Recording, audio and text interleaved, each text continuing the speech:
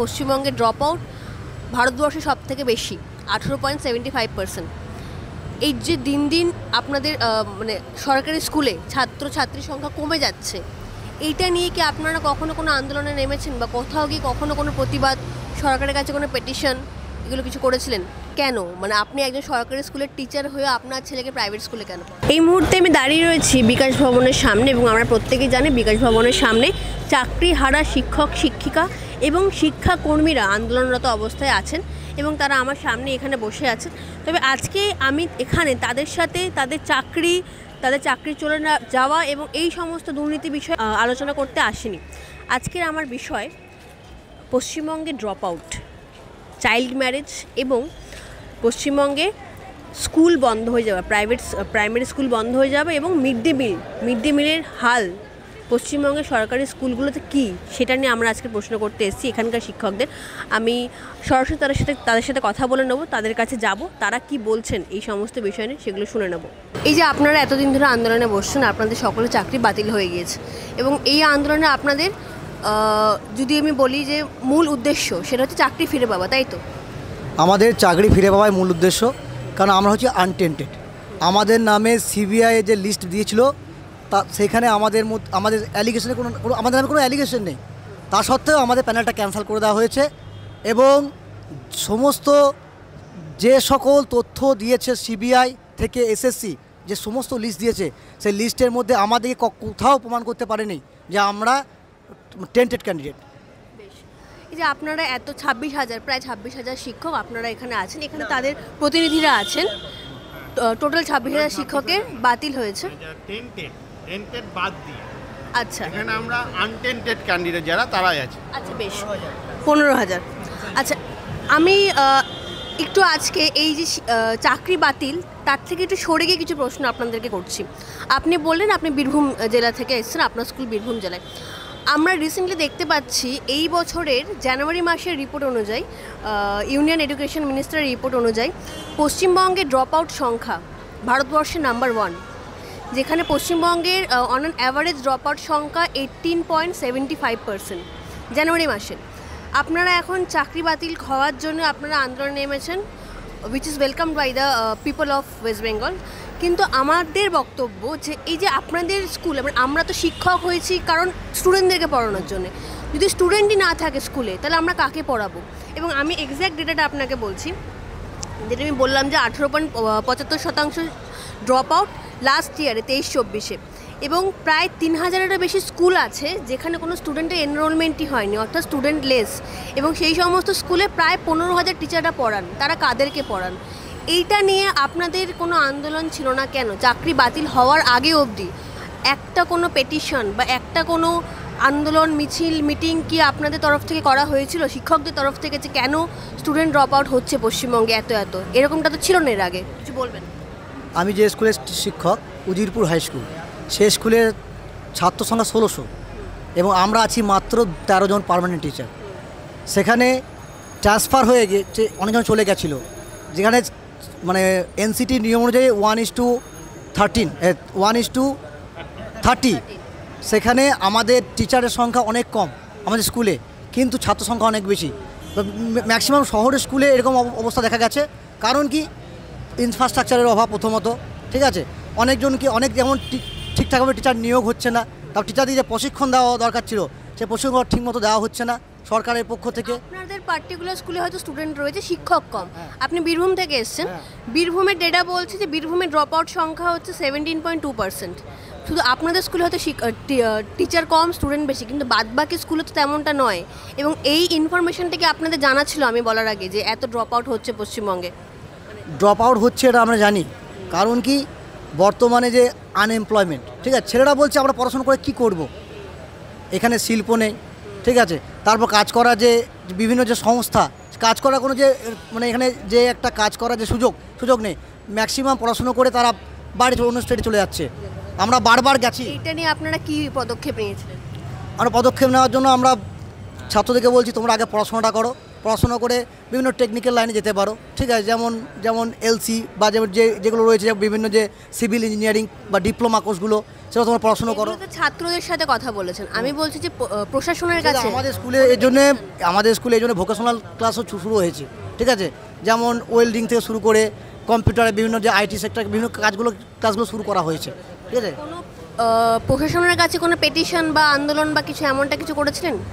আমরা ডিআই অফিসে এবং আমাদের যে যে ইয়ে আছে না, যে বিভিন্ন যে centre government centre LC college, সেখানে আমরা অ্যাপ্লিকেশন দিয়ে জানিয়েছিলাম যে ছাত্র ড্রপ আউট হয়ে যাচ্ছে, আমরা ইনফ্রাস্ট্রাকচার বাড়ান, অন্তত আমরা স্কুলে ক্যাম্পাসিং করুন, ক্যাম্পাসিং ব্যবস্থা করুন। যেমন আমাদের স্কুলে টেলারিং কোর্স শুরু হয়েছে, কিন্তু সেখানে যে শিক্ষক নিয়োগ হয়েছে তার স্যালারি মাত্র খুব কম, সে মাত্র মাসে 5,000 টাকা স্যালারি পাচ্ছে, তার সংসার কীভাবে চলবে? আচ্ছা, আপনাদের স্কুলে নিশ্চয়ই মিড ডে মিল দেওয়া হয়। বর্তমানে আপার প্রাইমারিতে গভর্নমেন্টের যে টাকা বরাদ্দ টাকা মিড ডে মিলের ক্ষেত্রে সেটা হচ্ছে 10 টাকা 17 পয়সা, 6 to 8 আপার প্রাইমারি 10 টাকা 17 পয়সা। আপনার কি মনে হয় 10 টাকা 17 পয়সায় বাচ্চাদের পেট ভরানো সম্ভব? কখনোই সম্ভব নয়। এটা নিয়ে আপনাদের কোনো পেটিশন বা কিছু প্রতিবাদ? আমরা জানিয়েছি, কিন্তু বলছে জানিয়েছে আমরা জানিয়েছি এতে খাদ্য দপ্তরে জানিয়েছি, হ্যাঁ আমার চিঠি লিখে লিখে, কিন্তু বলছে আমরা জানিয়েছি ডিআই অফিস থেকে খাদ্য দপ্তর আমরা জানিয়েছি যে এর মধ্যে আমরা কী করে চালাবো, বলছে এইভাবে চালান, উপর থেকে যদি আমরা টাকা পয়সা না পাই তাহলে আমরা কী করবো, কোথা থেকে ব্যবস্থা করবো? আন্দোলনটা হয়নি কেন? এই যে এখন আপনারা এত লোক এসেছেন এখানে বসেছেন এবং ডেফিনেটলি এটা একটা সাড়া ফেলছেন, আপনারা প্রত্যেকটা মানুষ জানতে পারছে যে আপনারা রাস্তায় রয়েছেন, মাঠে ময়দানে রয়েছেন, অন্যায়ের প্রতিবাদ করছেন। এগুলোও তো অন্যায়, এগুলোর বিরুদ্ধে তখন আপনাদের প্রতিবাদ হয়নি কেন? শুধুমাত্র চাকরি চলে যাওয়ার পরেই আপনারা রাস্তায় কেন? দেখুন 2016 সালে যারা ব্যাচের চাকরি পেয়েছে তারা ম্যাক্সিমাম শিক্ষক হচ্ছে এফিসিয়েন্ট, তারা এফিসিয়েন্ট মানে তারা দক্ষ, হ্যাঁ, সব কাজ ম্যাক্সিমাম স্কুলে যে স্কলারশিপ থেকে শুরু করে নোডাল টিচার থেকে শুরু করে স্কুলের অ্যাডমিনিস্ট্রেটিভ তারা চালায়। মিড ডে মিলের ব্যাপারে তারা জানিয়েছে, কিন্তু তারা এখন জুনিয়র, তারা এইচএমকে জানিয়েছে বা যারা সিনিয়র জানিয়েছে, তারা বলছে সরকার যা পদক্ষেপ নেবে তাই করবো। এখনও তো আপনারা জুনিয়র, এখন যখন আপনারা রাস্তার প্রতিবাদ করছেন এখনও তো জুনিয়র, তাহলে যখন আলটিমেটলি চাকরিটা চলে গেল তখনই আমরা রাস্তায়, ততক্ষণ ব্যাপারটা আমাদের ঘাড়ের ওপর আর কি খাড়াটা ছিল না, ততক্ষণ আমরা রাস্তা নেই, এটা কেন আমি এটাই জানতে চাইছি।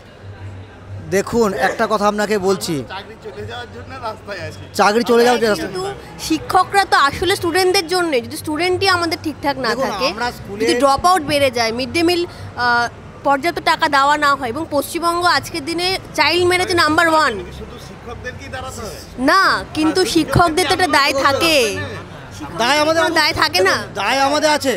মিড ডে মিলে শিক্ষকরা তো ফার্স্ট গার্জিয়ান স্কুলে। কতটুকু আমরা দায়িত্ব হচ্ছে আমরা আমাদের ঊর্ধ্বতন কর্তৃপক্ষকে আমরা চিঠির মাধ্যমে জানাবো, তার বাইরে আমরা আর কি করণীয় আছে? কেন আন্দোলন মিছিল? আন্দোলন মিছিল কি হয় না? কারণ আছে। হ্যাঁ, অনেক সংগঠন তারা আছে যারা আন্দোলন মিছিল করে, তারা তাদের ওই প্রতিবাদে ওই কথাগুলোও তুলে ধরে, যে তুলে ধরে না তা নয়। কারা? যত সংগঠন আছে আমাদের আমি শিক্ষকদের সংগঠন একটা নাম বলুন। হ্যাঁ, APGWTA বলে একটা সংগঠন আছে, তারপরে আর BGTA বলে একটা সংগঠন আছে, তারপরে তারা এগুলো নিয়ে কথা বলেছে? অবশ্যই বলে। আপনারা সেই আন্দোলনে সামিল ছিলেন? আমরা ছিলাম, অনেক সময় ছিলাম। আমরা ডেপুটেশন দিয়ে আমরা সাইন করেছি, আমরা ছিলাম তো, কিন্তু দেখুন আমরা শিক্ষক তো, আমাদের ক্লাসরুম, ঠিক আছে, ক্লাসরুমটাই আমাদের শোভা পায় বেশি করে, ব্ল্যাকবোর্ডে গিয়ে আমাদের পড়ানোটাই আমাদের শোভা পায়। এবার আমরা ছাত্রদের জন্য রাস্তায় নামাটা সম্ভব? অবশ্যই ছাত্রদেরকে শিক্ষা দিতে হবে, তাদের সমাজে সচেতন করে তুলতে হবে যে কী কী সমস্যা হচ্ছে। যেমন এখন আর্লি ম্যারেজ যেটা বলছেন, সেজন্য আমাদের একটা সরকার পদক্ষেপ নিয়েছিল, আমরা স্কুলে নাটক করেছিলাম, ঠিক আছে, নাটক করিয়েছি, নাটকে আমরা অংশগ্রহণ করেছি, এবং প্রত্যেকটা মানে আমরা গ্রামের গার্জেনকে রেখেছি যে 18 বছর বয়স না হওয়া পর্যন্ত আপনি বিয়ে দেবেন না, কারণ তার শারীরিক সমস্যা হতে পারে, ঠিক আছে। তারপর তাকে শিক্ষার আলোয় আলোকিত করে তুলুন, তবেই সে একটা সমাজের ভবিষ্যতের পথে একটা নক্ষত্র হয়ে দাঁড়াতে পারে। আমরা অনেক কিছু বলেছি, ঠিক আছে, কিন্তু কার্যকরী হয়নি। কার্যকরী হচ্ছে, আস্তে আস্তে হচ্ছে। আস্তে আস্তে আগে তো যখন সতীদাহ প্রথা ছিল, আস্তে আস্তে মেয়েদের প্রতি অত্যাচার ছিল, এখন মেয়েরা পুরোপুরি স্বাধীন নয়, কিন্তু অনেকটাই এগিয়ে এসছে তারা, অনেক আইটি সেক্টর বা অনেক প্রশিক্ষণ। সে তো এসছে, সে তো শহরাঞ্চলে মেয়েরা এগিয়ে এসছে বা তারা কাজবাজ করছে, ঠিক আছে, কিন্তু গ্রামের দিকে, গ্রাম অঞ্চলে করছে আমাদের, গ্রামের দিকে কিন্তু এই ড্রপ আউট সংখ্যা প্রচুর। আমি আপনাকে ডেটাটাও দিলাম যে 17%, যেখানে ন্যাশনাল অ্যাভারেজ হচ্ছে 1.9%, সেখানে পশ্চিমবঙ্গে 17%, অ্যাভারেজ হচ্ছে 18.75%।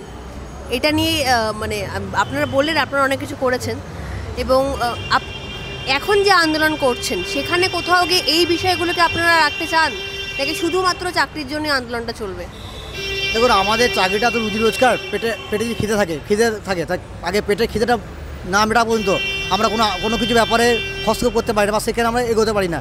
আগে পেটের ভাতটা যে ব্যবস্থা হয় অবশ্যই আমরা এটা উদ্যোগ কর্তৃপক্ষকে জানাবো এবং এর জন্য আমরা অবশ্যই প্রচেষ্টা গ্রহণ করব, এটা আশা রাখি আমরা। শিক্ষক নিয়োগ হচ্ছে না, ফলত দুজন শিক্ষকের কাজ একজনকে করতে হচ্ছে। আমরা তো এই নিয়ে তো রাস্তায় আমরা নামতে পারি না, আমরা ডিপার্টমেন্টকে বিভিন্ন স্কুল যার যেমন প্রয়োজন রাস্তায় নামতে পারেন না, আমরা কি করে রাস্তায় নামবো? ডিপার্টমেন্টকে আমরা বারবার এগুলোর বিষয়ে জানাচ্ছি। ডিপার্টমেন্ট বলতে কোন কাকে পাঠিয়েছেন? ডিপার্টমেন্ট মানে এডুকেশন ডিপার্টমেন্টকে রিপোর্ট দিচ্ছি, বারবার দেওয়া হচ্ছে। এডুকেশন ডিপার্টমেন্ট যদি না দেয় তাহলে কি করে আমরা কিছু করতে পারি? আচ্ছা, আমি আপনারা বলছেন আজকে এই প্রশ্নটা আপনারা আমাদের করছেন কেন? যে আমরা আমাদের অধিকারের জন্য লড়াই করছি বলে কোনো জায়গায় আমাদের হয়তো মানে ঘুরিয়ে নিচু করার জন্য বা আমরা যাতে ভুল করেছি এটা প্রমাণ করার জন্য? না, একদমই না। আমি তো বললাম যে আমরা আপনাদের সমর্থনে রয়েছি।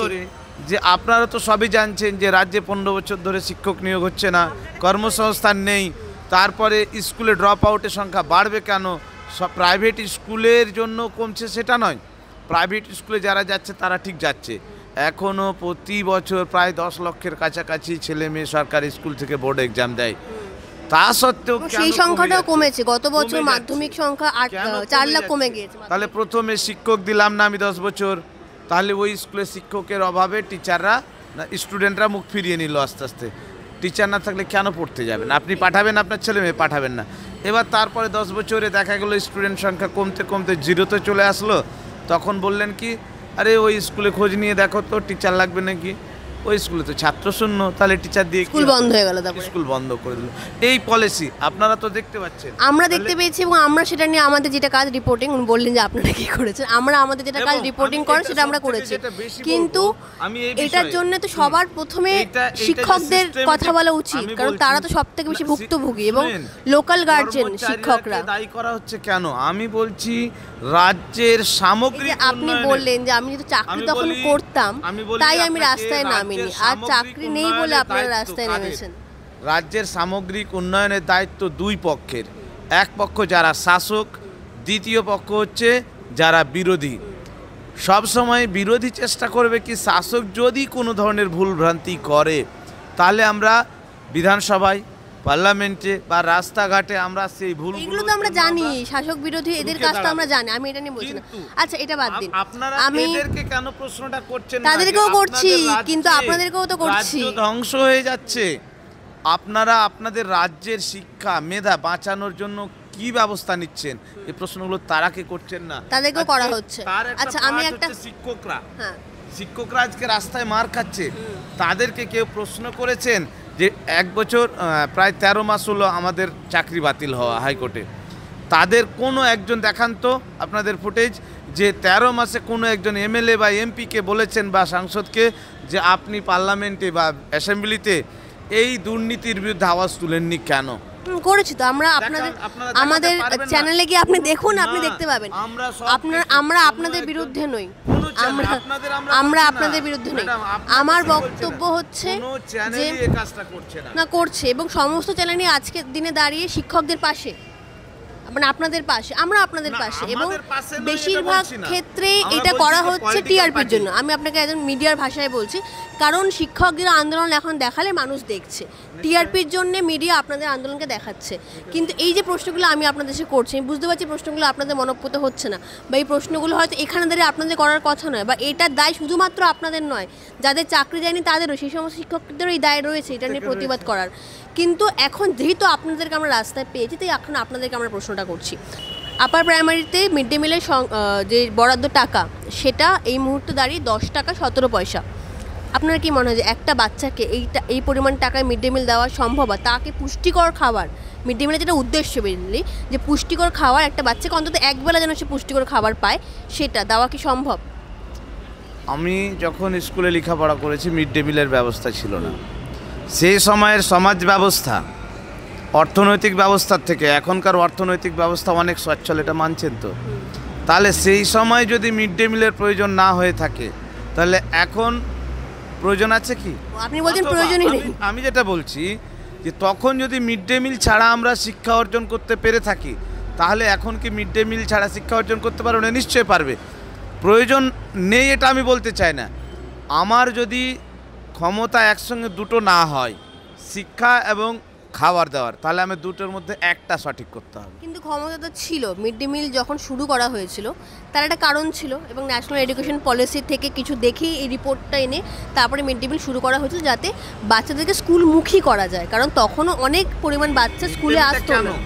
যাতে এই জন্য যাতে বাচ্চারাকে স্কুলমুখী করা যায় এবং শিক্ষায় তাদের যাতে অগ্রগতি হয়, শিক্ষার প্রতি তাদের আগ্রহ বাড়ানোর জন্য। কিন্তু আপনার ছেলে মেয়ে আছে? নিশ্চয় আছে। কোন ক্লাসে পড়ে? বলছি, মিড ডে মিলটা কিন্তু এখন হয়ে গেছে স্কুলের জন্য মিড ডে মিল নয়, মিড ডে মিলের জন্য স্কুলে পরিণত করে দেওয়া হয়েছে। কেন? কারা করেছে এটা? কে করেছে বলুন? আপনি বলুন, আপনি তো শিক্ষক। পলিসি হোল্ডার কে? এডুকেশন পলিসি হোল্ডারটা কে? নিয়োগকর্তা কে? আপনি শিক্ষক দেবেন না, ওই টাকাতে আপনি প্রত্যেক ছেলে মেয়েকে টাকা দেবেন। মিড ডে মিল তো এটা একটা বাহানা। মিড ডে মিলে 10 টাকা কেন দিচ্ছেন? আপনি দেবেন কেন 10 টাকা? পুষ্টিকর খাবার তো আপনি দিতে পারেন। সেটা না করে আপনি 10,000 টাকা 15,000 টাকা দামের মোবাইল দিচ্ছেন। আপনি মিড ডে মিল তো কেন্দ্র সরকার দেয়, মোবাইল তো রাজ্য সরকার দেয়। হ্যাঁ, তাহলে কেন্দ্র সরকার দিচ্ছে, তো সেই কেন্দ্র সরকারই, এটা তো যৌথ তালিকাভুক্ত। কেন্দ্র সরকার সেইভাবে ব্যবস্থা করুক না যে একটা স্টেটের যদি ক্ষতি হয় তাহলে কেন্দ্রেরও ক্ষতি হচ্ছে। অবশ্যই। আচ্ছা, আপনার ছেলে না মেয়ে? আচ্ছা, আমার ছেলে আছে, মেয়ে আছে। আচ্ছা, তারা কোন ক্লাসে পড়ে? আমার ছেলে 6-এ পড়ে। আর মেয়ে ক্লাস ইউকেজিতে পড়ে। আচ্ছা, আপনার ছেলে কোন স্কুলে পড়ে? আমার ছেলে আমি যে এলাকায় চাকরি করি সেই এলাকাতেই পড়ে। স্কুলটার নাম? স্কুলটার নাম হচ্ছে সানশাইন স্কুল। Private school? নিশ্চয় প্রাইভেট। আচ্ছা, কেন? মানে আপনি একজন সরকারি স্কুলের টিচার হয়ে আপনার ছেলেকে প্রাইভেট স্কুলে কেন পড়ান? কারণ আমি জানি যে সরকারি স্কুলে যে সিস্টেম তৈরি করে দেওয়া হয়েছে, সেই সিস্টেম অনুযায়ী আমরা ভুক্তভোগী, যে যথোপযুক্ত শিক্ষা দেওয়া সম্ভব হচ্ছে না। আমি চাইনি যে আমি বাড়ি থেকে 300 কিলোমিটার দূরে যে আমার স্কুল, আমি ওখানে থেকে আমি যে মাইনা পাই, আমার সংসার চালানো দায় হয়ে যাচ্ছে। তাহলে আমি কোনো সময় চাই না প্রাইভেট স্কুলে ছেলে মেয়েকে দিই। কিন্তু আমি কেন বাধ্য হচ্ছি? সরকারি স্কুলের শিক্ষা কেন বাধ্য হচ্ছি? যে আমার যে সরকারি স্কুলের যে শিক্ষা ব্যবস্থা, যে পরিকাঠামো সিলেবাসের, সেই অনুযায়ী সর্বভারতীয় ক্ষেত্রে যে প্রতিযোগিতামূলক যে স্টেজগুলো রয়েছে, সেখানে তো আমার ছেলে তো পিছিয়ে যাচ্ছে এখান থেকে। তাহলে আমি একজন শিক্ষক হিসাবে চাইবো, আপনি চাইবেন? আপনি কি সরকারি স্কুলে পড়েছেন? নিশ্চয়ই পড়েছি। আমিও সরকারি স্কুলে পড়েছি, আপনিও পড়েছেন। এবং আমরা কোনো অংশে আমাদের মনে হয় না যে আমরা পিছিয়ে পড়ছি বাকিদের থেকে। আমি বলি আপনাকে, আমরা শিক্ষক, আমরা নিশ্চয়ই চাইবো আমার ছেলে মেয়ে এবং প্রত্যেক গার্জেনের ছেলে মেয়ে সরকারি স্কুলে পড়ুক। আমরা চাইলেই কি শিক্ষা দেওয়া সম্ভব? এটা প্রথমে কাদের করা উচিত জানেন? আমি মনে করি যারা বড় বড় বিজনেসম্যান, যারা বড় বড় নেতা মন্ত্রী, তাদের ছেলে মেয়েদের বাধ্য করে দেওয়া হোক সরকারি স্কুলে পড়তে হবে। তাহলে কালকে থেকে দেখবেন কোনো একজন শিক্ষকের ছেলে মেয়ে প্রাইভেট স্কুলে যাচ্ছে না, কারণ স্কুলে লেখাপড়া হতে বাধ্য হবে। তাহলে বলছেন যে বড় বড় বিজনেসম্যানের ছেলে মেয়েরা সরকারি স্কুলে না পড়লে সরকারি স্কুলে লেখাপড়া হয় না, হচ্ছে না, এরকম কিছু? সরকার সেইভাবে পলিসি তৈরি করছে, কারণ কিন্তু শেখাচ্ছে তো শিক্ষকরা, মানে সরকারের গাফিলতিটা যদি আপনি আচ্ছা, আপনি একজন রিপোর্টার, সিলেবাস এখন সিলেবাস যদি দেখো তাহলে দেখবে যে আমাদের সময় আমরা যে সিলেবাস পড়ে এসেছি তার থেকে যে জ্ঞান অর্জন হতো বর্তমান সিলেবাসে তার থেকে মনে হয় 50% জ্ঞান অর্জন হয়। সিলেবাসের মান নামিয়ে দিয়েছে সরকার সমস্ত না এবার যে সিলেবাসের মানটা নামিয়ে দিল, তাহলে যখন আমরা সর্বভারতীয় স্তরে আমাদের বাচ্চাদেরকে দেব, আমি তো স্কুলের সিলেবাসটা আমি ইচ্ছা মতন আমার বই পড়াতে পারবো না, তাই না? যে লেভেলের পড়ালে চাকরির প্রতিযোগিতামূলক পরীক্ষাগুলোতে অংশ নিতে পারবে কিংবা চান্স পেতে পারবে, ওদের ভবিষ্যৎ উজ্জ্বল হবে, সেই জাতীয় সিলেবাস বর্তমান পশ্চিমবঙ্গ সরকারের স্কুলগুলোতে কোনো স্কুলে নেই। তারা সিলেবাসের মান নামিয়ে দিয়েছে। আমি নিশ্চয়ই চাইবো না ওই একই সিলেবাস পড়ে আমার সন্তানেরও ভবিষ্যৎ দ্বিধান্বিত হোক। আমি চাইবো তার ভবিষ্যৎটা উজ্জ্বল হোক। সেই জন্য আমি হয়তো প্রাইভেট স্কুলে আমার বাচ্চাকে পড়াবো। দ্বিতীয়ত আমি যেটা বলছিলাম, যে আমরা যখন লেখাপড়া করেছি স্কুলে 75% অ্যাটেন্ডেন্স মাস্ট। বোর্ড এক্সামের আগে টেস্ট এক্সাম যে হয় প্রি বোর্ড, সেখানে কোয়ালিফাই করতেই হবে, নাহলে বোর্ড এক্সামে অ্যালাউ হবে না। এখন কোনো ছেলে মেয়ে 100 জন ছেলে মেয়ে আছে একটা সেকশনে, ক্লাসে 20 জনও আসে না। আমি ওকে বলতে পারি না, বাধ্য করতে পারি না। তাহলে আপনি ছেলে মেয়ে যদি স্কুলে না পান তাহলে আপনি পড়াবেন কাকে? কিন্তু আচ্ছা। তারা ভর্তি হচ্ছে, পরীক্ষার সময় আসছে, তাদের শুধু পরীক্ষা দিচ্ছে এবং পাশ করিয়ে দিতে হবে, ফেল করানো যাবে না। ওই যেটা পাশ ফেল তুলে দিচ্ছে। আমরা আগে কি করতাম, টিচারদের বকা এবং মারার জন্য স্কুলে যথারীতি পড়াটা করে যেতাম যাতে কান ধরে দাঁড় করিয়ে না রাখতে পারে। বর্তমানে আমাদের হাতের এবং মুখের সমস্ত রকম লাগাম সরকার নিয়ে নিয়েছে, সুতরাং আমরা ইচ্ছা করলেও তাদের কোনো রকম বাধ্য করতে পারি না পড়াশুনো করো ড্রপ আউট। আচ্ছা, এই যে দিন দিন শিক্ষার মান কমে যাচ্ছে এবং শিক্ষার্থীরা যাদের সামর্থ্য রয়েছে তারা প্রাইভেট স্কুলে পড়াচ্ছে, যাদের সামর্থ্য নেই তারা স্কুলেই পাঠাচ্ছে না। এইরকম যদি চলতে থাকে তাহলে পশ্চিমবঙ্গে শিক্ষক এবং শিক্ষা ব্যবস্থার ভবিষ্যৎ কী বলে আপনাদের মনে হয়? ধ্বংস হয়ে যাচ্ছে। আমাদের যে এই যে আজকে নামিয়ে দেওয়া হলো রাস্তায়, এটা তো ধ্বংসের কারিগরি ধ্বংসের জন্য নেমেছে, এটা তো তারই প্রমাণ। শিক্ষা সে চায় না, সে নিজেও আলটিমেটলি শিক্ষিত নয়, কোনোভাবেই শিক্ষিত মানুষের এরকম আচরণ হতে পারে না। সে নিজেও শিক্ষিত নয় এবং বর্তমান আমাদের ওয়েস্ট বেঙ্গলকেও একটা অশিক্ষিত রাজ্যের মানে প্রথমে স্থান করে দেওয়ার জন্য সে একদম মুখিয়ে রয়েছে। পশ্চিমবঙ্গে ড্রপ আউট ভারতবর্ষে সব থেকে বেশি, 18.75%। এই যে দিন দিন আপনাদের মানে সরকারি স্কুলে ছাত্রছাত্রীর সংখ্যা কমে যাচ্ছে, এইটা নিয়ে কি আপনারা কখনো কোনো আন্দোলনে নেমেছেন বা কোথাও গিয়ে কখনো কোনো প্রতিবাদ, সরকারের কাছে কোনো পেটিশন এগুলো কিছু করেছিলেন? দেখুন, আমি ব্যক্তিগতভাবে আমার কথা বলতে পারি। আমি 2011 সাল থেকে কাজ করছি, কিন্তু আমি সরকারি স্কুলে কাজ করিনি। এর আগে আমি বেসরকারি ইঞ্জিনিয়ারিং কলেজে পড়াতাম। তো তখন যখন আমরা দেখতাম যে আমাদের ইঞ্জিনিয়ারিং কলেজে যারা আসছে তারা কিন্তু ম্যাক্সিমামই সিবিএসই আইসিএসসি বোর্ড থেকে আসছে, ওয়েস্ট বেঙ্গল বোর্ড থেকে কিন্তু আসছে না। তাহলে তখন আমরা চিন্তা করতাম, যেহেতু আমি তখন সরকারি স্কুলের সঙ্গে যুক্ত ছিলাম না, তখন আমরা দেখতাম যে আমাদের যে নিটের যে সিলেবাস আছে, জয়েন্ট এন্ট্রান্সের যে সিলেবাস আছে, সেটা কিন্তু সিবিএসই আইসিএসসির সঙ্গে যতটা কম্প্যাটেবল, আমাদের মানে ডাব্লিউবিএসএস মানে ওয়েস্ট বেঙ্গল বোর্ডের সিলেবাসটা নেটের জন্য কিন্তু অতটা উপযুক্ত নয়। সেক্ষেত্রে শিক্ষাক্ষেত্রে তো সিলেবাস নিয়ে সেটা কাজ করা হয়েছে, যদিও সেটা ঠান্ডা ঘরের মধ্যে বসেই সেই সিলেবাস নিয়ে কাজ করা হয়েছে। এখন সরকারি ক্ষেত্রে যখন এসছি, তখন যখন সিলেবাসটা দেখেছি, আমার স্কুলে আমি ম্যাথামেটিক্সের টিচার, আমার স্কুলে 11-12 সায়েন্স নেই, তাহলে আমার স্কুলে আছে 9-10 অবধি, আমি 9-10 অবধি অঙ্ক পড়াই। সেক্ষেত্রে সিলেবাস যেগুলো দেখেছি সেটা কম্পিটিটিভ এক্সামকে যদি মাথায় রাখি, তাহলে সেখানে সিলেবাসে বিপুল পরিমাণ মানে পরিবর্তনের দরকার আছে। আমি যে স্কুলে ড্রপ আউটের জন্য কি সিলেবাস দায়ী বলছেন?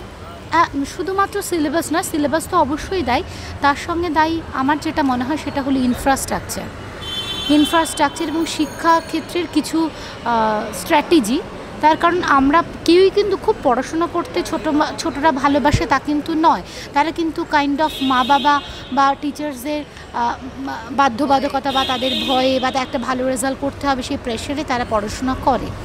আজকে যেখানে পাশ ফেল উঠে গেছে, এটা শুধুমাত্র কিন্তু ওয়েস্ট বেঙ্গল গভর্নমেন্টেরই কর্মসূচি তা কিন্তু নয়। আমি বিএড পড়াকালীন, আমি যাদবপুর ইউনিভার্সিটি থেকে পড়াশোনা করেছি, বিএড চলাকালীন আমরা পড়েছিলাম যে আমাদের সাক্ষরতা যখন দেখা হয়েছে, তখন এটা আমাদের জানা দরকার যে ভারতবর্ষ সাক্ষরতার ক্ষেত্রে কিন্তু অনেকটা পিছিয়ে ছিল। তখন নানান রকম ভারতবর্ষের আপামর জনগণের মধ্যে সাক্ষরতা কী করে বাড়ানো যায় সেটা কিন্তু বিভিন্ন প্রচেষ্টা ছিল। কিন্তু এবার স্বাক্ষর কত মানুষ কী করে হলো সেটা কী করে জানা যাবে, তার একটা স্ট্যান্ডমার্ক তৈরি করা হলো যে ক্লাস 8 অবধি যদি কেউ পাস করে তার রিডিং আর রাইটিং এবং ক্যালকুলেশনের বেসিক নলেজ তার থাকবে। আমি যতদূর জানি, আমি বিএড পড়া থেকে শুরু করে বলছি, সেখান থেকে আমি যতদূর জেনেছি যে এই জন্যই কিন্তু 8 অবধি পাস ফেলটা তুলে দেওয়া হলো। সেটা কিন্তু ভারতবর্ষে মানে সেটা ভারতবর্ষের সমস্ত রাজ্যের ক্ষেত্রে কিন্তু এটা চালু থাকার কথা। আপনারা মিডিয়া বন্ধুরা আরও স্পষ্টভাবে জানতে পারবেন যে ভারতবর্ষের অন্যান্য রাজ্যে সেটা কীভাবে ফলপ্রসূ হয়েছে। তবে আমাদের ওয়েস্ট বেঙ্গলের ক্ষেত্রে সেটা কিন্তু কার্যকর হয়ে গেছে অনেকদিন আগে। আপনারা যখন পড়াশোনা করেছেন জানি না ছিল কি না, তখন ছিল না, আমাদের সময় কিন্তু সেটা ছিল না 8 অবধি। তার পরবর্তীতে কিন্তু শুধুমাত্র এই যে সাক্ষরতার হারকে ভারতবর্ষে একটা জায়গায় পৌঁছানোর জন্য কিন্তু 8 অবধি পাস ফেল তুলে দেওয়া হলো, যেখানে রাখা হলো এই দৃষ্টিভঙ্গি যে অনেকে পরীক্ষাকে ভয় পায়, পরীক্ষা শুধুমাত্র পড়াশোনা তো মনের আনন্দে পড়াশোনা হয়, পরীক্ষার জন্য শুধু পড়াশোনা নয়, এরকম নানান বিষয়কে সামনে রেখে মনের মনের আনন্দে পড়াশোনা করো, ক্লাস 8 অবধি কোনো পাস ফেল থাকবে না, খেলার মধ্যে দিয়ে গল্পের মধ্যে দিয়ে পড়াশোনা করো। আমাদের খেলার মধ্যে দিয়ে গল্পের মধ্যে দিয়ে পড়াশোনা হয় ক্লাস 8 অবধি? হ্যাঁ, মানে সেইভাবেই বইগুলো লেখা, আপনি যদি দেখেন। না, এটা তো আমি বুঝলাম, আমি বলছি যে ড্রপ আউট এত বাড়ছে, হ্যাঁ, এর প্রতিবাদে শিক্ষক শিক্ষিকা হিসেবে আপনাদের কি কোনো কর্মসূচি ছিল? হ্যাঁ, মানে আমি আমার স্কুলের তরফ থেকে বলতে পারি, আমি তো শুধু আমার স্কুলটা বলতে পারবো, আমার স্কুলের তরফের থেকে বলতে পারি, আমার স্কুল কিন্তু নিখিলবঙ্গ শিক্ষক সমিতি, মানে যেটা ABTA বলা হয়, ম্যাক্সিমাম টিচার্সই ABTA এর, মানে পুরাতন টিচার্সরা কিন্তু ABTA সংগঠনের সঙ্গে যুক্ত, এবং সেইখানে থেকে বারবার এই ড্রপ আউট স্টুডেন্টদের নিয়ে কাজ করা হয়েছে, বিভিন্ন কর্মসূচি নেওয়া হয়েছে। তারা বাড়ি বাড়িতে গিয়ে ব্যক্তিগতভাবে আমার স্কুলের টিচাররা, যেমন আমি দক্ষিণেশ্বর স্কুলে কাজ করি, দক্ষিণেশ্বরের বস্তিগুলো আপনারা যদি দেখে থাকেন, যে মায়ের মন্দিরে যাওয়ার সময় বাঁ দিক বা ডান দিকের বস্তি, সেই বস্তির ওখানে গিয়ে আমরা কিন্তু ডানলপ থেকে ওদিকের বালি, এই পুরো, যেহেতু আমাদের স্কুলে বস্তির মেয়েরাই বেশি করে আসে এবং সেটা খুব ভয়ঙ্কর ব্যাপার। আমি খুব গ্রামের বড় হয়েছি, গ্রামের গরিব আর শহরের গরিবদের মধ্যে কিন্তু অনেক তফাৎ রয়েছে, এবং আমার বাড়ির কাজের লোকের মেয়ে যে স্কুলে পড়ে, মধ্যবিত্ত বাড়ির পরিবারের ছেলেমেয়েদের কিন্তু সেই স্কুলে পাঠাতে চাইছে না। এবং আমরা কারণটা কি, মানে স্ট্যাটাস সিম্বল নাকি হ্যাঁ। পড়াশোনার কোথাও গিয়ে গাফিলতি থেকে যাচ্ছে বলে তারা প্রাইভেট স্কুলে পাঠাচ্ছে? একটা হলো মধ্যবিত্ত পরিবারের গার্জিয়ানরাও মনে করছেন যে আমরা বাংলা মিডিয়ামে পড়াবো কেন, পাস ফেল যেখানে নেই সেখানে রেজাল্ট ভালো করা বা না করা আলাদা করে কোনো গুরুত্ব থাকছে না, তাহলে সেখানে আমি পড়াবো কেন? নাম্বার 1। নাম্বার 2 হলো বাংলা মিডিয়াম, যেখানে এত পরিমাণ চাকরির সংকট রয়েছে, আমাকে যদি বাইরেও যেতে হয়, আমার বাংলায় কিন্তু কোনো রকম সুযোগ সুবিধা নেই। আমি ব্যাংকিং থেকে, রেল থেকে শুরু করে, UPSC CGL থেকে শুরু করে যে সমস্ত কম্পিটিটিভ এক্সামে আপনি যাবেন, সেখানে কিন্তু ইংলিশ ভার্সনেই আপনাকে পড়তে হবে। তাহলে আমি নিজে বাংলা মিডিয়ামে পড়ে আমি বিষয়টা জানি, কিন্তু সেটা বাংলায় জানছি, আমার কিন্তু সেই বাচ্চারা অনেক বেশি বাংলা মিডিয়ামে ভবিষ্যৎ দিন দিন অন্ধকারে চলে যাচ্ছে। অবশ্যই। এইটা নিয়ে শিক্ষক শিক্ষিকা হিসেবে আপনাদের কোনো কর্মসূচি? হ্যাঁ, আমরা যেমন আমি যেমন প্রথম প্রশ্নের উত্তরে বললাম যে ড্রপ আউট, যারা আমাদের বাচ্চারা ক্লাস 8-এ বসে বিয়ে হয়ে যাচ্ছে, ক্লাস 7-এ বসে বিয়ে হয়ে যাচ্ছে, আমরা কিন্তু গার্লস স্কুলে পড়াই, আমরা কিন্তু ব্যক্তিগতভাবে তারা গার্জিয়ানকে ডেকে পাঠিয়েছি, প্রথমেই পুলিশকে ইনফর্ম না করে, পুলিশকে ইনফর্ম করলে তারা হেনস্থা হবে, আরও আমাদের স্কুলে স্টুডেন্ট সংখ্যা কমে যাবে, সেই ভয় তো আমাদের রয়েছে, স্টুডেন্ট সংখ্যা আরও কমে যাবে, শহরের বুকে স্কুল, তাহলে স্কুল যদি উঠে যায় সেই ভয় রয়েছে।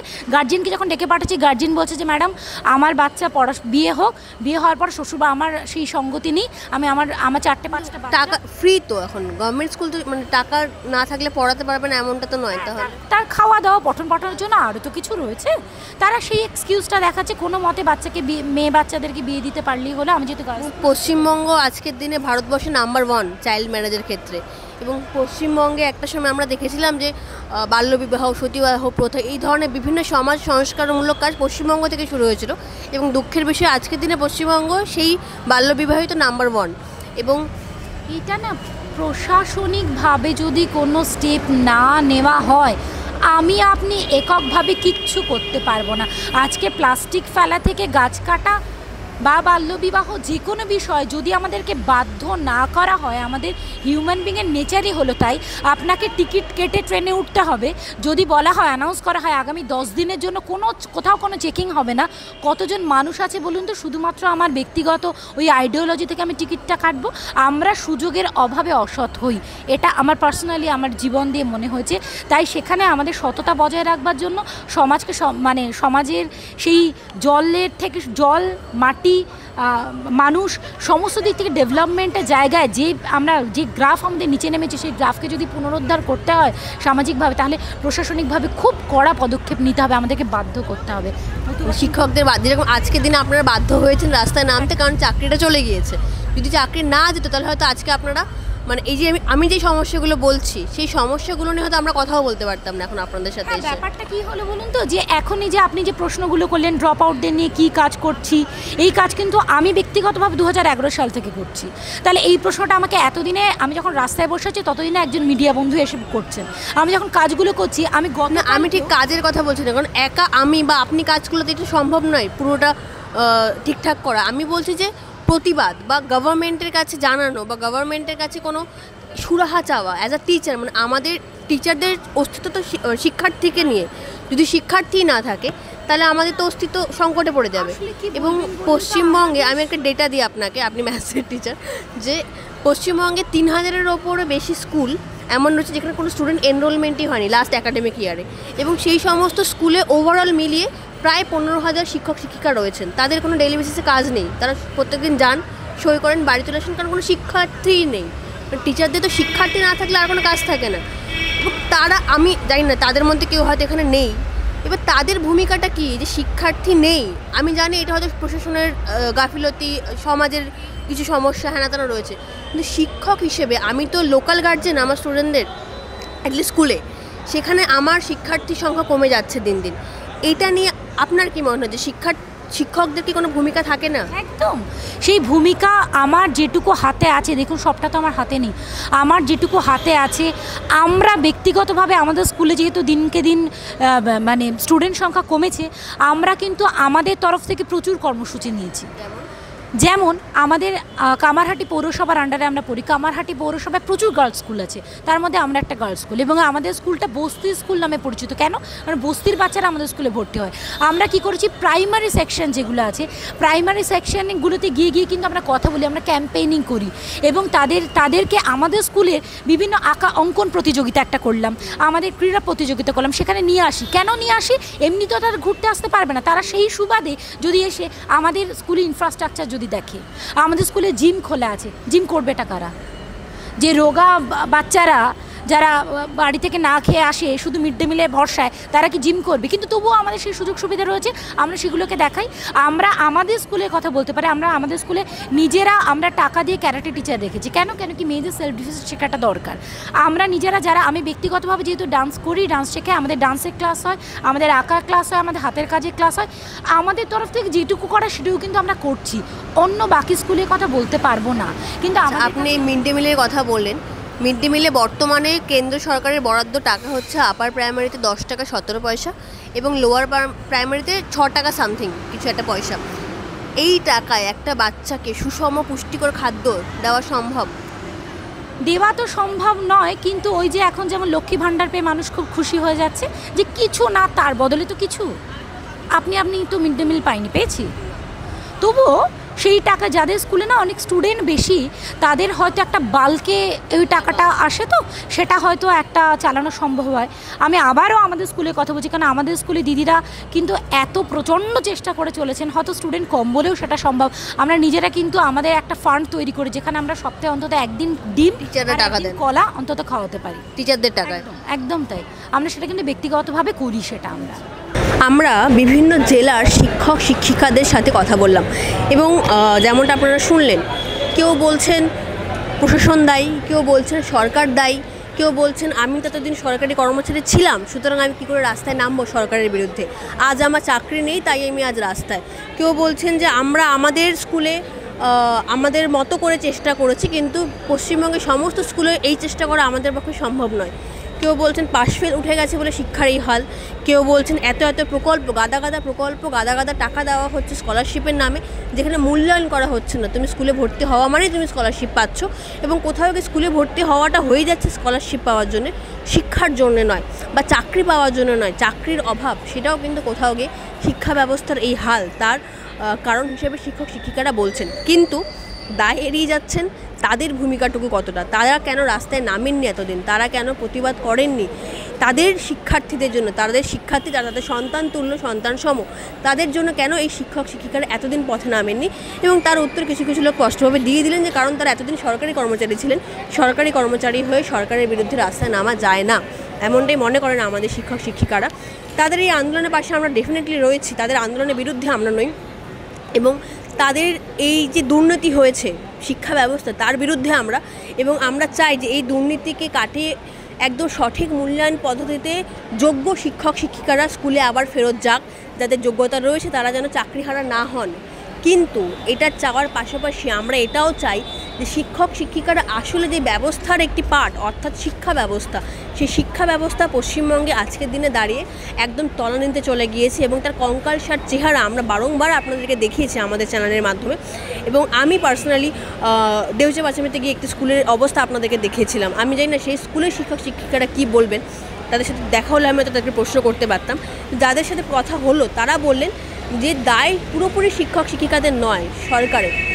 এই প্রশ্ন আমার থাকলো আপনাদের উদ্দেশ্যে যেই শিক্ষা ব্যবস্থা শিক্ষক শিক্ষিকাকে সমাজে টিকিয়ে রাখে, যেই শিক্ষা ব্যবস্থা ভবিষ্যৎ প্রজন্মের চাবিকাঠি, যে শিক্ষা ব্যবস্থা ভবিষ্যৎ প্রজন্মের বেস, যেখান থেকে আমরা ভবিষ্যৎ প্রজন্মকে পাই, সেই শিক্ষা ব্যবস্থা যদি না থাকে তাহলে আমাদের শিক্ষক শিক্ষিকাদের চাকরি থেকেই বা কি, না থেকেই বা কি, এবং এর দায় কার, এর দায়িত্ব কার, তার এই প্রশ্নগুলো আমি রেখে গেলাম আপনাদের কাছে।